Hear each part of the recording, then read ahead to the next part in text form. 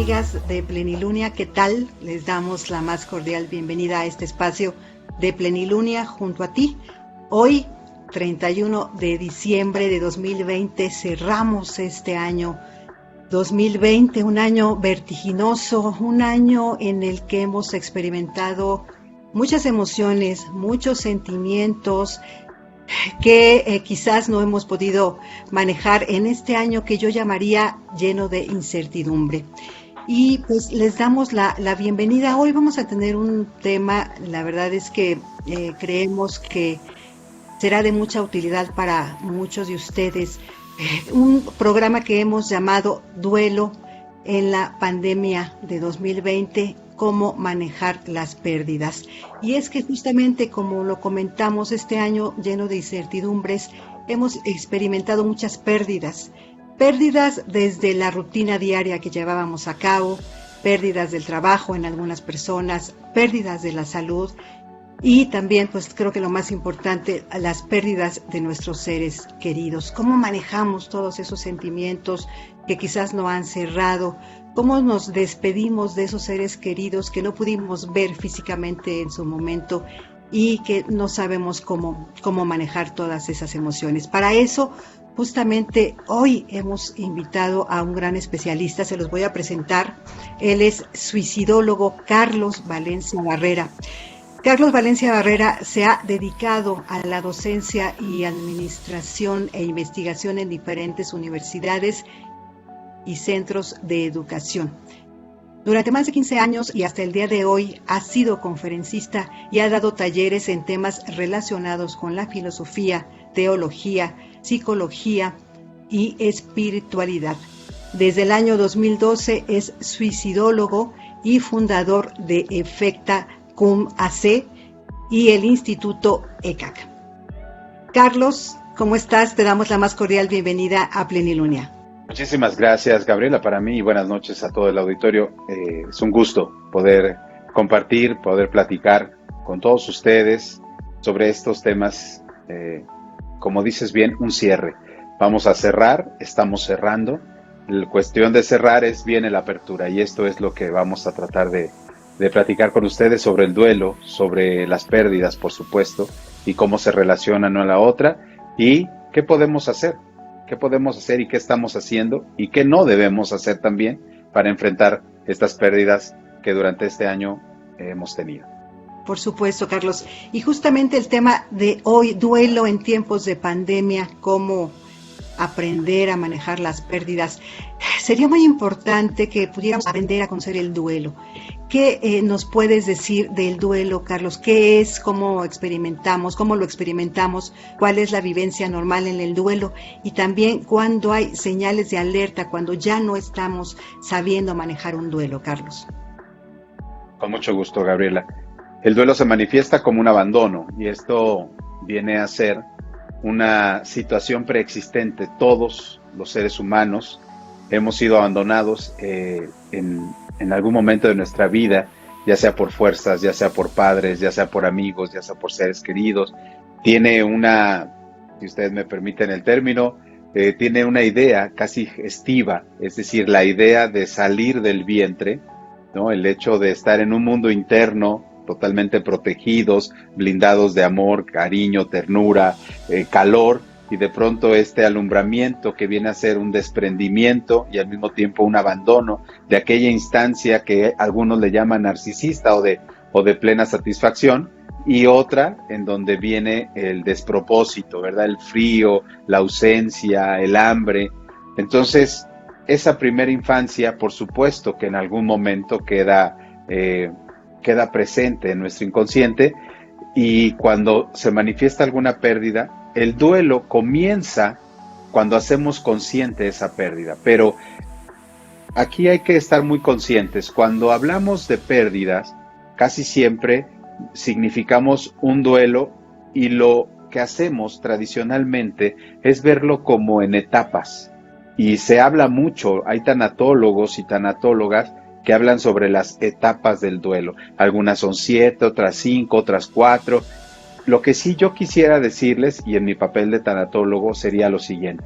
no hay etapas del duelo. De manera didáctica y pedagógica, estos 25 textos de la doctora Elizabeth Kubler-Ross, que nunca habla de tanatología, sino habla de duelo, de cómo vivir este duelo, pero ella, a la manera como entiende y cómo va acompañando a enfermos, a moribundos y personas en etapa terminal, empieza a ver ciertos procesos, pero la traducción de algunos de estos textos, de sus 23 libros más manuales, empiezan a traducir como de una manera fija que tienes que pasar por ciertas etapas. Ahora la tanatología contemporánea, los tanatólogos contemporáneos, contemplamos que no, que si nosotros hacemos o seguimos diciendo que el duelo son por etapas, lo que hacemos es agentes o personas pasivas que están esperando en algún momento que la etapa pase, como si estuvieras sentado en la estación del autobús esperando a cuál llega el tuyo. Es decir, me pasa el dolor, me pasa el sufrimiento, me pasa la negación, me falta la depresión, me pasa... No, nosotros le hemos llamado ahora, y no es una cuestión nominal, sino más bien de praxis, de ejercicio, tareas del duelo. Es decir, ya te toca a ti que perdiste, porque hay gente que dice, háblame de tus pérdidas significativas. Para la persona, para el acompañado, para el paciente, toda pérdida es significativa.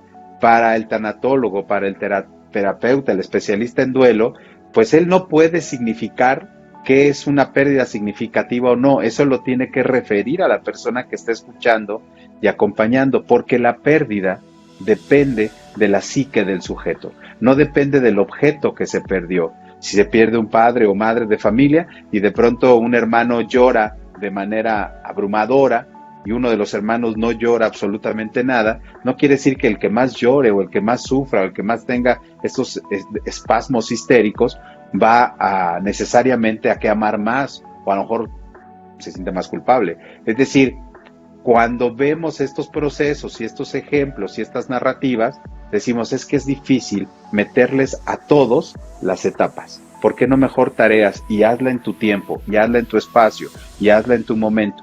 Y eso ayuda mucho a la persona a que no se presione ni compare los duelos con los demás. Porque si tú le dices a un joven que se avienta por su celular a las vías del metro o del tren, y le dices, bueno, para mí esa pérdida era significativa. Es decir, toda pérdida significa algo para el que lo pierde. Entonces, el duelo es un darme cuenta, iba a ser una palabra en inglés, un darme cuenta, ¿verdad?, de que esto ya no regresa. Y eso no me gusta, porque me siento abandonado. Porque el duelo es, la pregunta que tenemos que empezar a realizar las tareas del duelo es, ¿qué se muere de mí al morir mi ser amado? ¿Qué se pierde de mí al significar mi pérdida? Y en ese momento, el duelo comienza, Gabriela. Pues ahora la pregunta que te hago, que quizás esté relacionada con lo que acabas de comentar, pero creo que valdría la pena ahondar un poco más, es acerca del dolor. O sea, mi pregunta sería, ¿el duelo siempre es doloroso o podemos manejarlo sin dolor, Carlos? El duelo se puede vivir sin dolor, pero no sin sufrimiento. Entonces, lo que nosotros podemos empezar a ver es que tenemos que visualizar o minimizar el impacto de sufrimiento. El dolor, de hecho ya, hay muchos médicos, especialistas en la cuestión cardíaca, que si hay un síndrome del corazón roto, que es, efectivamente hay una fisura por emociones, por la carga de factores químicos cerebrales, pero el dolor tiene que ser identificado o lo podemos identificar en el acompañamiento a partir de qué está sufriendo y cuál es el origen de este sufrimiento. Hay gente que no manifiesta dolor, somatiza en esos momentos, ya está con dolor de espalda, dolor de estómago, los ojos se le cierran, es decir, me duele, porque no quiero ver, porque no quiero hablar, porque no quiero sentir, porque no quiero cargar con esto. Y esto, cuando no se habla, cuando no se le dice a la persona, me siento fatal, siento que no puedo más, y entonces empezar a elaborar el qué tienes para que esto tenga sentido, entonces ahí vamos viendo el significado o el significante del sufrimiento. Sí se identifica, Gabriela, la pérdida y el duelo con el dolor. O sea, es que me duele, y es que en verdad la gente manifiesta que tiene un dolor físico, pero el sufrimiento es emocional. A veces el dolor pasa, pero el sufrimiento es constante y tiene varios elementos que componen este sufrimiento. Pero a la pregunta concreta es, ¿se puede vivir el duelo sin dolor? Sí, pero sin sufrimiento, no. Correcto, pero en este caso, por ejemplo, del año 2020, que bueno, ha sido realmente, yo creo que para todos ha sido un año pues doloroso, un año, como lo decíamos al principio, un año complicado, muy complicado en muchos aspectos. ¿Cómo podemos afrontarlo? O sea, porque igual ha habido muchos cambios, muchas pérdidas, que son pérdidas, por ejemplo, de la rutina que llevábamos. Ya no podemos salir a reunirnos con la familia, ya no podemos salir a reunirnos con los amigos, a ir de compras, a pasear al parque. Es decir, esa cotidianidad que teníamos antes se perdió. Eso también puede ser una pérdida. ¿Cómo aprendemos a manejar esta pérdida de la vida cotidiana, de la cotidianidad de antes, Carlos? Creo que es importante. Claro, por supuesto que es importantísimo, porque si no tenemos la capacidad adaptativa, resiliente, ¿no?, y resignificativa, difícilmente vamos a poder establecer un parámetro de elaboración de las pérdidas, porque si bien perdimos el trabajo, perdimos la salud por momentos, porque si no tuvimos un cuadro completo de COVID, pero perdimos al menos el hecho del bienestar, y el sinónimo de salud mental es el estar bien o el bienestar. Entonces la salud mental se vio deteriorada, se está viendo. Estamos a punto de pasar al siguiente año, pero esto va a seguir en una línea crítica en donde vamos a encontrar en el primer trimestre del año algunos factores. Pero para dar el brinco, para esta Pascua del 2021, lo que yo sí les diría es cómo tienes que resignificar las pérdidas a partir de una reelaboración. No sientas culpable porque sigues vivo, más bien sigues vivo, dale sentido a eso. La palabra resiliencia, que se vino muy de moda hace unos años, pero que tiene un carácter espiritual y tiene un carácter de enfocar la mente en lo valioso, en lo validante, en lo confrontativo y en lo elaborado, es decir, elaborar mi propio proceso. Sí, perdimos trabajo, perdimos el 50% de nuestro sueldo. Hay gente que perdió a la persona que amaba, ¿no? Entonces, este cúmulo de pérdidas, si no empiezas a separar, yo le diría, yo utilizo un ejemplo para las personas que lavamos ropa, es decir, color, blanco y negro, fino, ¿no?, trapos, porque si lo metes todo en la misma cabeza, en el mismo contenedor, esto se te desborda. La gente debe hacer una pausa, debe empezar a ver qué perdió y qué puede perder si no elabora, si no ordena esto que está perdiendo. Porque por supuesto que el hecho de estar de manera no voluntaria en un encierro, de manera no voluntaria estar en riesgo nuestra vida y todo lo que conlleva el esfuerzo de años de haber trabajado, el esfuerzo de haber generado una familia. Hemos visto cómo este año ha despertado violencia intrafamiliar, ha despertado abuso de sustancias, ha despertado seguridad. Claro, hay un lado B también, porque, ¿por qué no decirlo? Ha habido una pérdida significativa, pero también hay una ganancia secundaria. Y creo que estos espacios no se hubiesen logrado sin esta ganancia secundaria que no nos la presentaron. Gabriela, la estamos gestando nosotros en estos pequeños esfuerzos, granitos de arena, tu esfuerzo, tu labor. Es decir, es que esto debe tener sentido. Ante lo sinuoso que se alcanza a ver el panorama, ya dejamos atrás este 2020, pero voltear hacia el horizonte no veo la diferencia. Entonces, es cómo elaboro, resignifico. Aquí es importante el factor, me adapto. O sea, tengo que aceptar que perdí.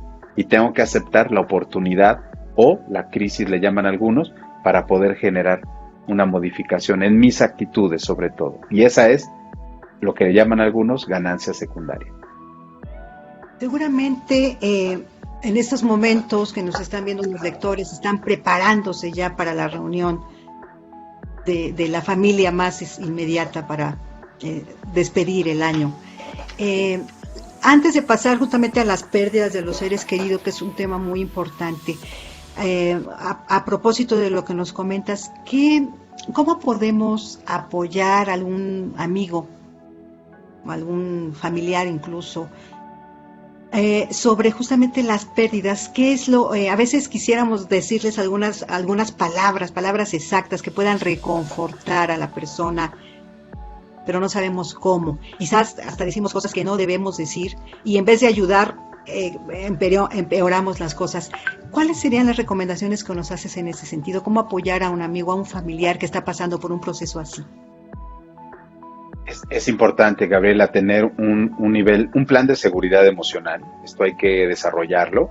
Nosotros tenemos un buen plan de desarrollo, un buen plan de seguridad, pero casi siempre ahora que van a brindar, ¿no? Ahora que van a comerse estas 12 uvas, que ojalá cada uva signifique una persona, o sea, que tengamos una red de seguridad. Es decir, yo sí puedo decirle a él, yo sí puedo decirle a Gabriela cómo estoy, y no me va a juzgar, no me va a etiquetar, no me va a despreciar, su escucha va a ser atenta, y si le pido, ¿sabes qué, Gabriela? Nada más escúchame, por favor. No necesito un juicio, no necesito un comentario, no necesito la glosa de mi problema. Simplemente me escuchas. Y que saben que Gabriela los va a escuchar. Eso es tener personas blindaje, tener personas trampolín, sí, que te puedes pisar, vamos, apoyar y subir. Yo les diría, enfoquen en la ganancia, enfoquen en su salud, enfoquen en el proceso, con quién están. Voltea a tu alrededor y en el resumen del año ve con quién estás. Ve quién sigue contigo. Mira los rostros cansados, pero festivos también, porque no podemos dejar de festejar, Gabriel. No podemos dejar de pensar que nos tenemos que dar un abrazo, que nos lo debemos desde hace 8 meses, que nos lo debemos desde hace 9 meses. De poder mirar a los ojos, con lágrimas en los ojos y decirle, creo que la libramos. Todavía no sé, pero hoy te amo, hoy te quiero, hoy estoy aquí para ti y contigo. Y por eso yo posteaba hace unos días en redes sociales, ¿verdad? Es decir, si vas a mandar un mensaje que sea exageradamente lleno de amor, porque no lo merecemos, darlo y recibirlo. Ay, qué padre, muy, muy, muy, muy bonito este comentario que acabas de decir.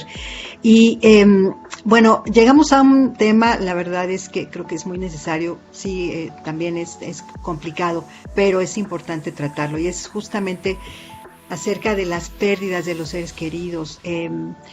Yo quisiera preguntarte, bueno, cuáles son las sugerencias que nos darías para afrontar estas pérdidas, pero hago aquí una acotación específica.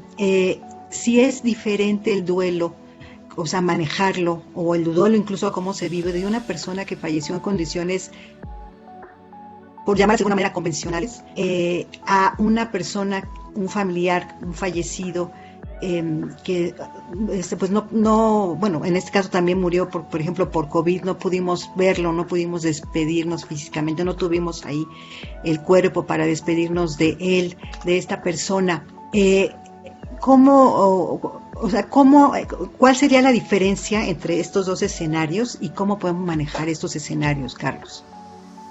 Con gusto, Gabriela. El duelo por muerte natural, muchos dirían, pues es natural, que no se cuidó, es natural. No. Refiero a la parte normalizante del duelo, es decir, que no haya sido por COVID. La muerte por COVID, el duelo por COVID, tenemos que abordarlo de diferente manera, porque no se despide el cuerpo, porque no pudimos estar en los últimos momentos.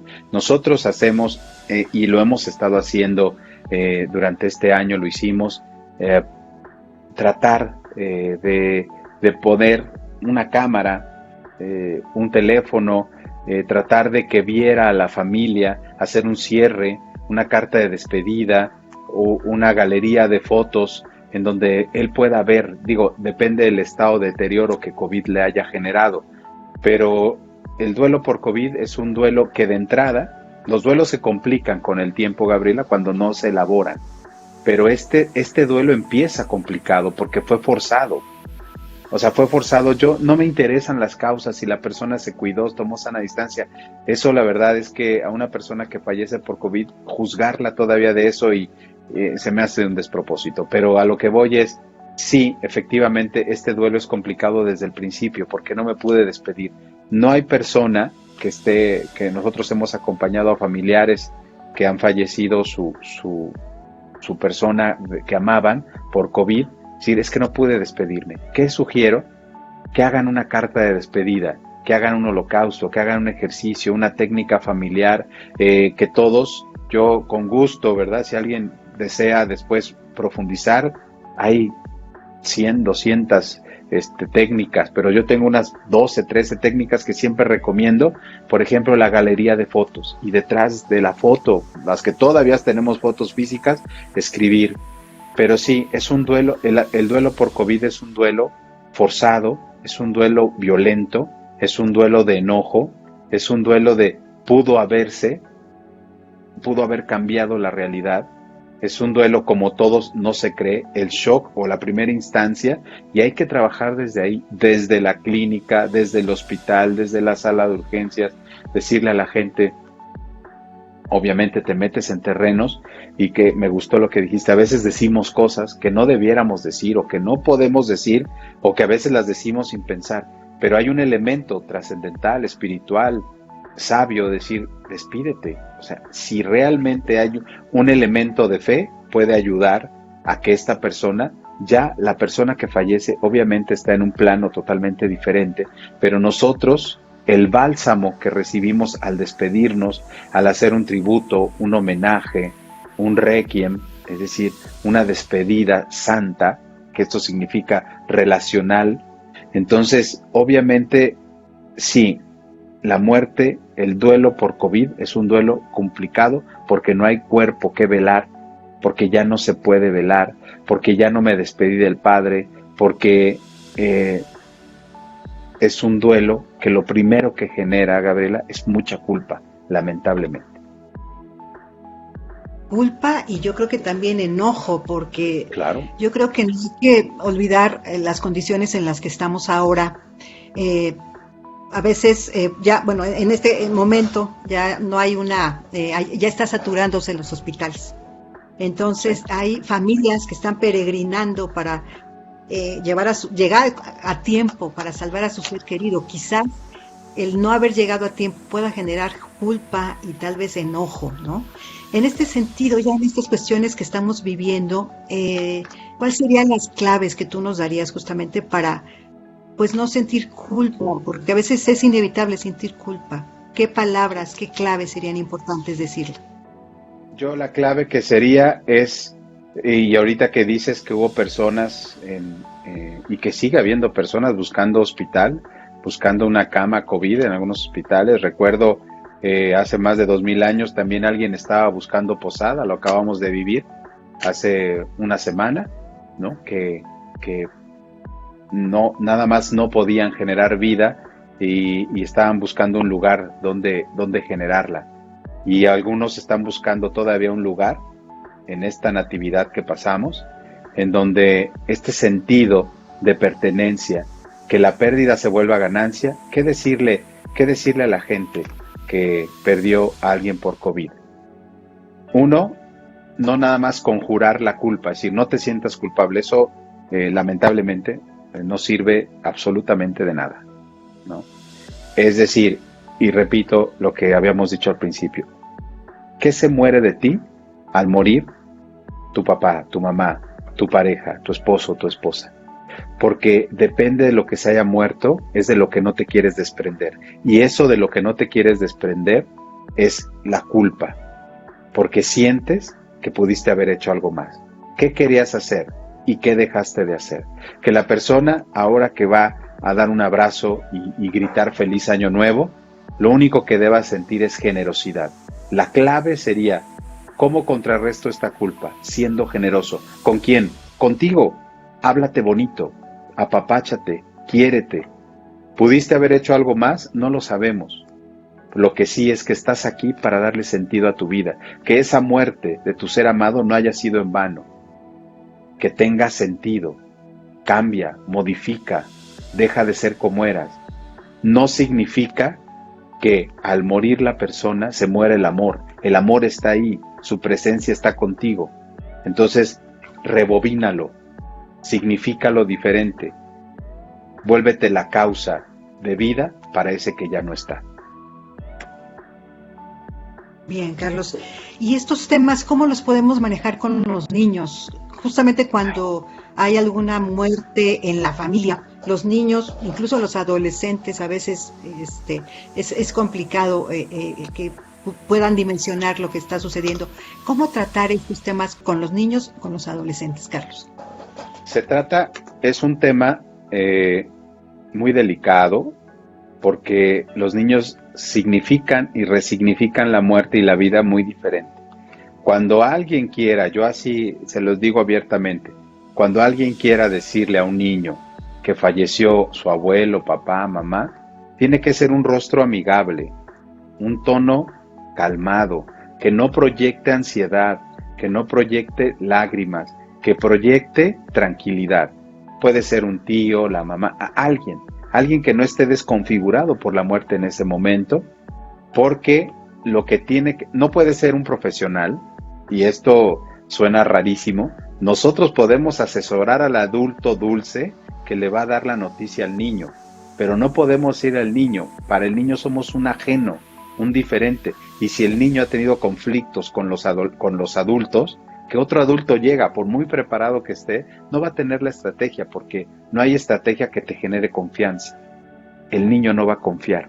El niño, después de un proceso terapéutico de acompañamiento, se empieza a abrir a las 4 o 6 sesiones. O sea, estamos hablando, y en este momento hay que darle la noticia. No mentirle, no engañarlo. Es niño, no tonto.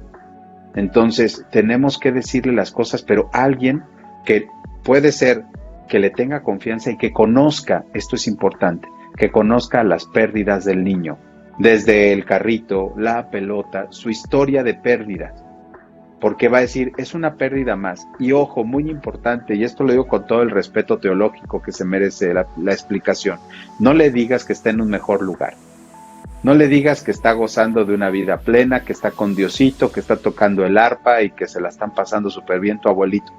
Porque el día que el niño esté triste, o el día que el niño esté enojado, o el día que esté no en sus 5, va a decir, aquí estoy muy mal. ¿A dónde voy? Pues me voy con mi abuelito que está en un lugar mucho mejor.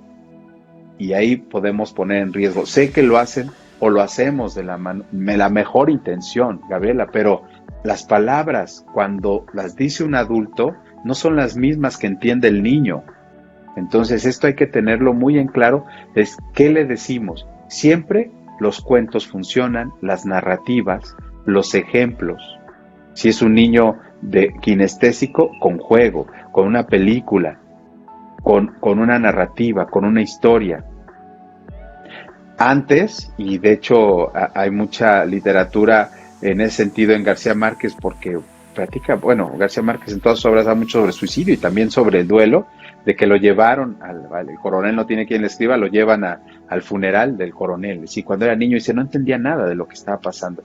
Pues algo similar pasa también con los niños en la actualidad. Es decir, como adulto, tú elaboras diferente. Al niño hay que pausarlo, hay que ver que está entendiendo, hay que preguntarle que si entiende lo que está pasando, de ver a mami llorar, a papi llorar, que si está viendo llorar a la tía, que siempre está sonriente la tía, hoy está llorando. Le preguntamos, ¿estás consciente qué estás pasando? Por decir, es que murió, no sabe lo que... Si nosotros, tanatólogos o los que nos dedicamos, no sabemos qué es la muerte, imagínate un niño de 6 años, sabemos lo que es el morir porque hemos tenido pérdidas. Hablar de la muerte es balbucear. Hablar del morir, podemos hablar toda la tanatología que quieran. Pero nadie ha ido y regresado más que la escritura dice Lázaro, pero de ahí en fuera no nos dejó un testimonio más allá de todo eso.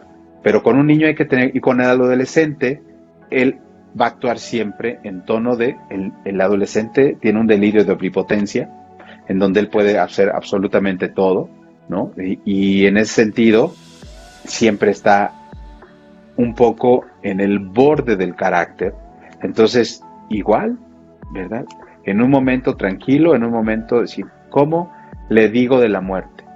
Lamentablemente o afortunadamente, y esto dependerá del filtro con lo que los chicos, ahora que ya terminamos el año, es decir, podemos preguntarle. Nosotros tuvimos un taller muy interesante sobre el morir en los niños, qué significaban cuando uno hace pruebas, ¿verdad? Que algunos ya no le dan esa validez de carácter científico a las pruebas proyectivas, pero sí a lo menos para generar un contexto. Yo les diría, alguien amigable, alguien dulce, no empalagoso, alguien dulce, alguien que esté preocupado por el niño absorbe eso, el niño sabe cuando lo estás tratando como niño o como tonto, por eso su demanda es, no soy tonto, dime las cosas, por eso se enoja. Entonces, yo diría, esas pequeñas gotitas para que lo pongan en práctica, que ojalá nunca los utilicen, pero si las utilizan tengan el tiempo y la dedicación para prepararse para dar un mensaje que va a ser de vida y muerte para este pequeño.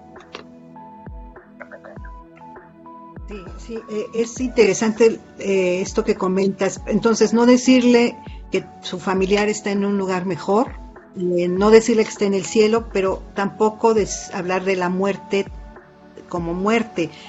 Pero entonces dices, hay que, no sé, a lo mejor alguna narrativa, algún cuento, algún ejemplo. ¿Algún cuento tú que nos recomiendes, algún libro, algo que nos pueda ser de utilidad para este tema que estás comentando? Hay de Skle de Bauer hay una serie de cuentos que se llaman cuentos de despedida. Entonces son pequeños cuentos muy pequeñitos, duran 5 minutos y le puedes al niño contar cuentos. Le puedes poner una película, ya sabes, googleas, buscas, ¿verdad? Para duelo y aparece. ¿Qué te pareció la película? Ahora, no se trata de hablarle de la muerte, sino del abandono. Recordemos que toda muerte es abandono. Si un niño nunca ha significado abandono, la muerte no la va a ver igual que el niño que fue abandonado, que fue castigado, que fue violentado, que fue abusado, ¿no? Entonces, es decir, la historia, conocer la historia del pequeño de pérdidas y de abandono es importante. Pero yo siempre digo, vamos a dibujar. Dibújame, por ejemplo, ¿no? Sin necesidad de que seas un especialista en pruebas proyectivas. Sí, vamos a dibujar al abuelo, vamos a buscar a la abuela, escríbele una carta. Nada de que se durmió, nada de que está... Es decir, esos son... Siempre digo, cuando un niño pregunta hay que contestarle, pero no le digas lo que no te ha preguntado. Es que está así, y es que fue allá, y es que... ¿Ya te lo preguntó? No, entonces no le digas. Si no nota la ausencia, entonces no es significativa para él. Para ti sí, porque era tu madre, padre, o tu pareja. Pero si él no lo ve como una... Es decir, si ves cambios del humor, enojo constante, cambios de alimentación, come mucho o deja de comer, duerme mucho o deja de dormir, algo está pasando, lo está somatizando, no tiene la capacidad de hablarlo, entonces ahí sí, en ese momento se hace un encuadre, se lleva con un especialista y ya se abre la nuez, pero solamente que notes estas situaciones de deterioro en el pequeño, pero es decir, no le metas tu miedo, no le metas tu temor, no le infundes, ¿no? El abandono que tú sientes es que nos acaba de abandonar tu abuelo, ¿no? Bueno, te abandonó tu papá a ti, pero no me abandonó mi abuelo a mí.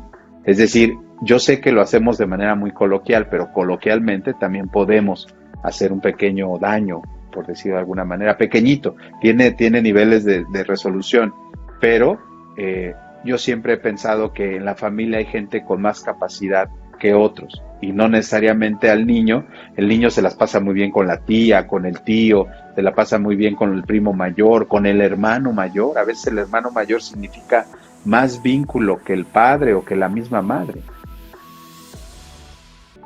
Sí, excelente. Carlos, pues el tiempo se nos está agotando. Sí. Ya estamos por cerrar la entrevista. Todo lo que nos has dicho realmente creo que es de mucha utilidad, todos los puntos. Yo quería preguntarte cómo prepararse para la pérdida de un ser querido durante la pandemia, pero yo creo que ya con todas tus intervenciones lo has comentado, no sé si quieras agregar algo más, pero también para cerrar la entrevista te preguntaría, la pandemia es larga, todavía falta un buen tramo por recorrer, Carlos. ¿Cuáles serían algunos recursos emocionales que tú nos podrías recomendar? Estos recursos emocionales que nos pudieran acompañar en el 2021. Sí, yo creo que vamos a empezar ya mañana a pisar este año nuevo. Tenemos la posibilidad de un plan de vacunación, tenemos la posibilidad de que ese símbolo de la vacuna no nada más es un factor de protección, pero también de esperanza, de volver a restablecer los lazos, de volver a restablecer la confianza en uno mismo que se ve deteriorada, reparar desde adentro la cabaña y no nada más las tejas, es decir, olvídate lo que digan los demás, lo que ven los demás, tú cómo te sientes, tú cómo te tocas, cómo terminaste esta confrontación con esta pandemia, si subiste de peso, si bajaste de peso, si perdiste, elabora tus pérdidas, haz una lista de tus pérdidas, pero yo así puntualmente, Gabriela, diría, ¿cuáles son tus destrezas y habilidades? Si no las conoces, es hora de que te sientes 5 minutitos ahora en el brindis de Año Nuevo. ¿Cuáles son mis destrezas y habilidades? Y tengo que generarme oportunidades, porque si sigo aquí después de 8 meses, 9 meses de pandemia, no es por qué, sino es un para qué. Y esta es la capacidad resiliente que vamos a necesitar. Por favor, lean cualquier texto de resiliencia. Ahorita más que nunca, estamos a punto de pasar al siguiente año. Cualquier texto ahorita antes, busquen, bajen, imprímanlo o léanlo en su teléfono en el brindis de Año Nuevo. E invito a todos los que nos están escuchando, a todas las personas que me están escuchando, sean resilientes, hagan una oración, una meditación hacia la resiliencia. Que esta sea el sello, el carácter con el cual demos el paso al siguiente año, Gabriela. Muchas gracias, Carlos. ¿Nos podrás dejar compartir algunos datos para las personas que estén interesadas en contactarte, por favor? Claro que sí. Tengo un WhatsApp que es donde tengo el contacto y las altas con las personas que quieran pues contactarme. Es el 56 11 67 01 35. Lo voy a repetir porque hay que ser reiterativos a veces en los medios. 56 11 67 01 35. Las redes sociales es Carlos Valencia Suicidólogo en todas, pero para más temas, el canal de YouTube, Carlos Valencia Suicidólogo, ahí para que lo puedan ver los temas que más les agrade y bueno, de algo podría sumar en estos días. Excelente, Carlos. Pues te queremos agradecer estos minutos para Plenilunia. Muchas gracias y pues te deseamos un feliz año nuevo. Feliz año, Gabriela, un abrazo a la distancia y que Dios te bendiga a todos y a todas. Muchas gracias. Muchas gracias, Carlos. Y amigos de Plenilunia, muchísimas gracias por habernos acompañado, no nada más en esta transmisión, sino de todo el 2020. El 2021 regresaremos con más entrevistas, con los temas que serán de utilidad. A nombre de todo el equipo de Plenilunia, les damos las gracias y les enviamos los mejores deseos para un excelente año, un año lleno de esperanza y con las mejores cosas para ustedes y sus seres queridos. Feliz año. Hasta la próxima.